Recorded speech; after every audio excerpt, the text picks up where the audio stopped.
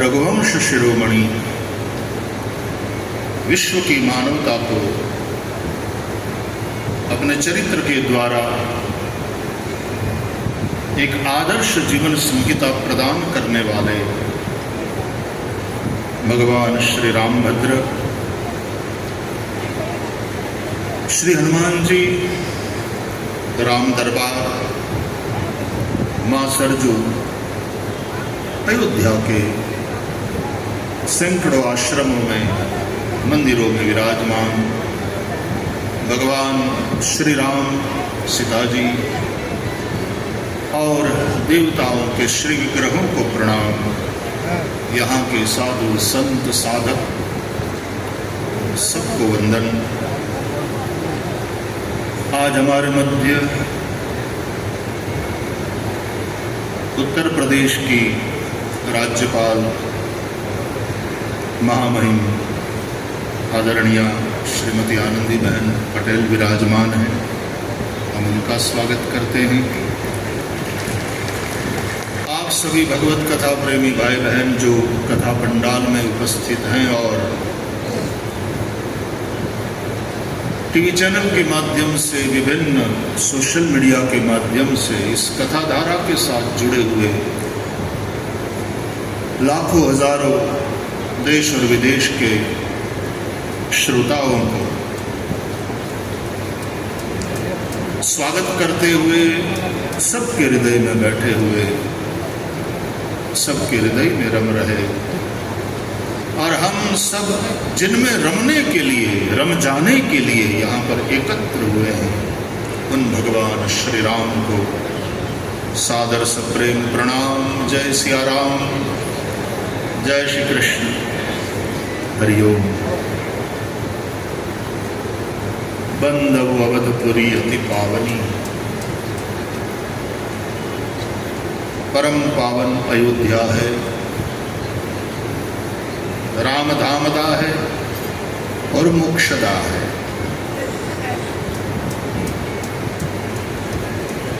दिव्य भव्य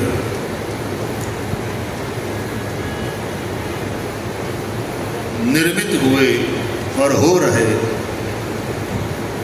मंदिर में रामलला का दिव्य श्री विग्रह प्रतिष्ठित हुआ।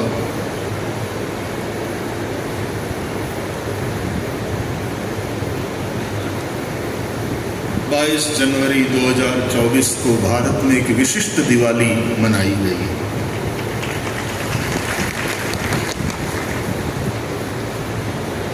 वो दृश्य हम सभी कभी भूल नहीं पाएंगे। जहि दिन राम जन्म श्रुति गावही, तीर्थ सकल तहां चली आवही, ऐसा तुलसीदास जी कहते हैं रामचरितमानस में। लेकिन 22 जनवरी का वह दिन भारत के सकल तीर्थ, बड़ी बड़ी आध्यात्मिक धार्मिक विभूतियां, विश्व के विभिन्न देशों में बसने वाले सनातन धर्मावलंबी ही नहीं, उन देशों के मुखिया सब की दृष्टि उस दिन अयोध्या पर थी। जैसे कुंभ का मेला लगता है, लाखों की संख्या में लोग यहाँ पर उपस्थित थे और हमारे आदरणीय तपस्वी यशस्वी प्रधानमंत्री जी नरेंद्र मोदी जी ने पूरे व्रत नियम का पालन करते हुए, संतों विद्वानों के सूचनाओं के अनुसार, जिस प्रकार वशिष्ठ जी ने श्री राम को आदेश दिया था कि राम करहु सब संजम आजो, उसी प्रकार सूचना के अनुसार और उससे अधिक तपस्या करते हुए स्वयं को तैयार किया प्राण प्रतिष्ठा के लिए। उत्तर प्रदेश के महामहिम राज्यपाल हमारी आदरणीय आनंदी बहन पटेल की उपस्थिति, उत्तर प्रदेश के मुख्यमंत्री आदरणीय योगी जी की उपस्थिति, सरसंघ चालक आदरणीय मोहन भागवत जी, पूज्य नृत्य गोपाल दास जी महाराज, जो इस संघर्ष में शुरुआत से जुड़े रहे, अनेक अव्यक्त उपस्थिति दिव्य चेतनाओं की, हमारे आदरणीय चंपत राय जी, आदरणीय गोविंद देवगिरी जी महाराज, पर क्या वो अद्भुत दृश्य था, क्या वो धन्य क्षण था। मंच पर आसीन सम्मुख उपस्थित और टीवी चैनल के माध्यम से जुड़े हुए करोड़ों करोड़ों सनातन धर्मावलंबी एक कृतकृत्यता, एक धन्यता का अनुभव कर रहे थे।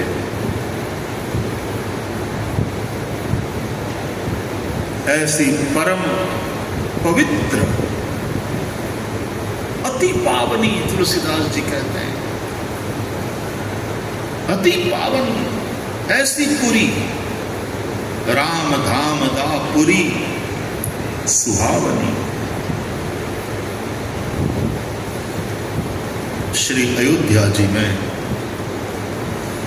जब हम भगवान श्री राम के चरित्र के माध्यम से अपने जीवन का दर्शन कर रहे हैं, ऐसे में हमारे मध्य आदरणीय राज्यपाल महोदया महामहिम आनंदी बहन उपस्थित हैं। आपने संबोधन भी किया। आपका स्नेह है, मेरा आपके प्रति बहुत आदर है। चाहे कथा कानपुर में हुई, चाहे कथा नैमिषारण्य में हुई, अब अयोध्या जी में हो रही है। हम स्वाभाविक रूप से कि यदि आपको ज़्यादा कष्ट न हो आप पधारें, पर वे बहुत प्रेम पूर्वक पधारती हैं। आज भी आप पधारी, आपने संबोधन किया। कुछ गुजरात वाली स्मृति भी ताजा हो गई, जैसा कि हमारे उद्घोषक महोदय ने कहा। आप शिक्षा मंत्री के रूप में, आप राजस्व मंत्री के रूप में, आप मुख्यमंत्री के रूप में, कि गुजरात के मुख्यमंत्री नरेंद्र भाई मोदी जी इतने वर्ष पर्यंत उनका नेतृत्व रहा, और फिर जब वे दिल्ली गए, एक बड़ी जिम्मेदारी जनता ने उन्हें सौंपी और प्रधानमंत्री के रूप में वे वहाँ गए, तो गुजरात की जिम्मेदारी आदरणीय आनंदी बहन को सौंप करके गए। और मातृशक्ति जब मुख्यमंत्री बनी गुजरात की,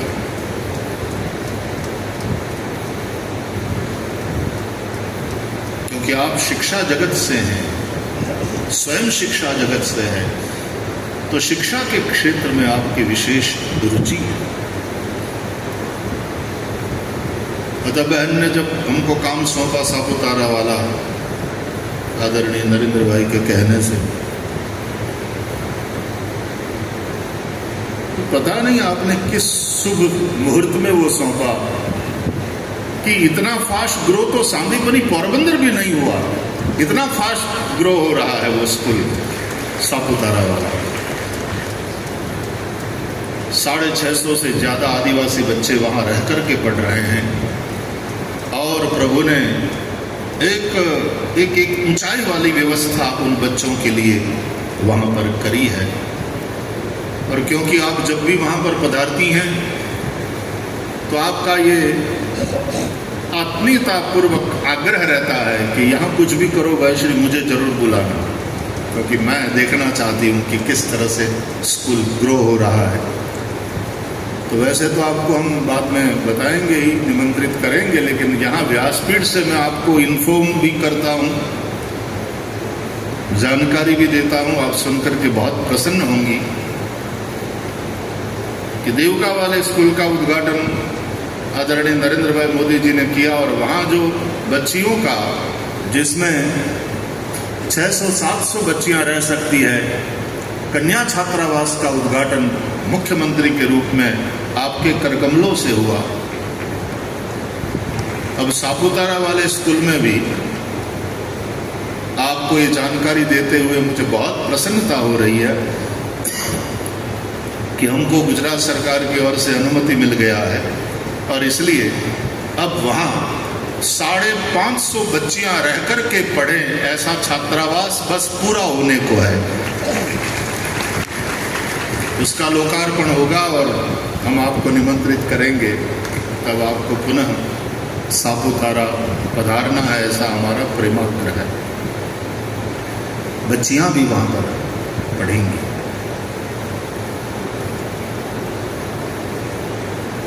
जैसा कि बताया गया, आपकी विशेष रुचि शिक्षा के क्षेत्र में है।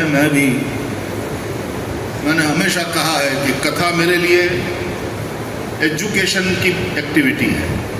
ये केवल धार्मिक एक्टिविटी नहीं, कथा है। धर्म तो इसके साथ जुड़ा हुआ है ही है, अध्यात्म जुड़ा हुआ है ही है, लेकिन मैं कथा को मास एजुकेशन का मीडिया समझता हूं। तो मास को एजुकेट करने का एक प्रयास वेद व्यास जी की, गोस्वामी तुलसीदास जी की कृपा से हो रहा है। हमारे धर्म ग्रंथ, भगवद गीता जैसे वैश्विक ग्रंथ, बीच में एक बार भारत में ये चर्चा चली थी और दिल्ली वाले उस कार्यक्रम में मैं भी उपस्थित था, रामलीला मैदान में।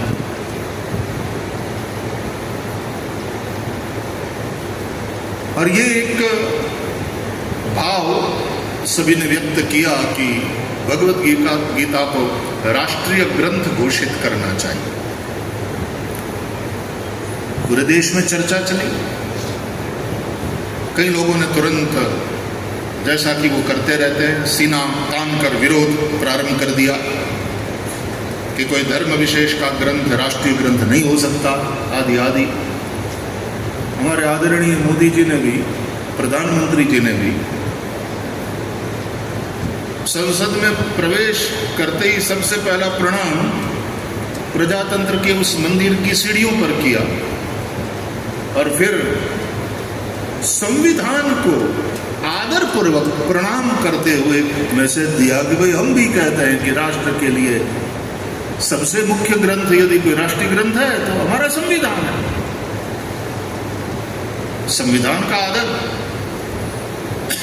मैंने दिल्ली वाली उस सभा में कहा था कि गीता को राष्ट्रीय ग्रंथ घोषित करने की ये मांग, ये भाव, ये भगवत गीता के प्रति हमारा आदर कितना है ये व्यक्त करता है। मैं भी सहमत हूं, लेकिन मैं कुछ और कहना चाहता हूं कि गीता राष्ट्रीय ग्रंथ नहीं, गीता वैश्विक ग्रंथ है। क्योंकि पूरी भगवत गीता पढ़ लो, एक भी जगह हिंदू शब्द लिखा हुआ नहीं मिलेगा।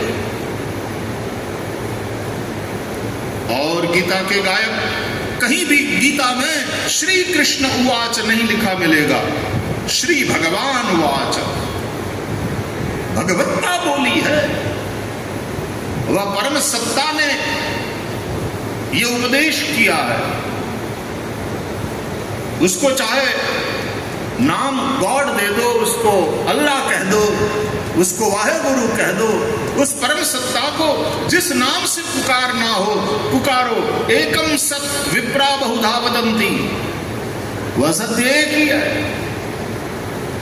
लोग उसको अलग अलग नाम से पुकारते हैं, अलग अलग पद्धति से उसकी उपासना करते हैं। उपासना की पद्धति अलग अलग हो सकती है, लेकिन सकल विश्व में जिसकी उपासना करी जाती है, यम शैवा संपासते शिवमिति शिव इति ब्रह्मेति वेदांतिनो, वह तत्व एक ही है। और उसने विश्व की मानवता को कल्याण का मार्ग प्रदर्शित किया। उस ग्रंथ को या तो छोटी सी पुस्तिका 700 श्लोकों की सप्तशती भगवत गीता, ये वैश्विक ग्रंथ है। महात्मा गांधी जी हो, हेनरी थोरो से लेकर के विश्व के कई महानुभाव, आद्य शंकराचार्य से लेकर के डॉक्टर राधा कृष्णन और आज का कोई विद्वान, सबका आदर भगवत गीता के प्रति है। कहीं भी हिंदू शब्द लिखा हुआ नहीं मिलेगा। मतलब यह हुआ विश्व की संपूर्ण मानवता के लिए यह ग्रंथ है। भगवान ने कहा मानव को मानव बनाने के लिए, मानव को जीवन के अपने कर्म के कुरुक्षेत्र में संघर्ष के लिए प्रस्तुत करने के लिए और संघर्ष में विजयी किस तरह से बना जाए, यह जुक्ति बताने के लिए आदि भौतिक के साथ साथ आध्यात्मिक उन्नति भी कितनी आवश्यक है, ये समझाने के लिए भगवत गीता है। भैया पानी को पानी कहो, आग कहो, वाटर कहो, वारी कहो, जल कहो, क्या फर्क पड़ता? It remains H2O। और उसकी जो आप्यायनी शक्ति है जल की, वो तो वही रहने वाली, वो तुम्हारी प्यास बुझाएगा, जल है। वो आग बुझाएगा, जल जीवन है, गीता जीवन है। इसलिए हमारे यहां गुजरात सरकार ने यह निर्णय किया है कि स्कूलों में 6वीं से लेकर के 12वीं तक के बच्चों को गीता के श्लोक सिखाए जाए।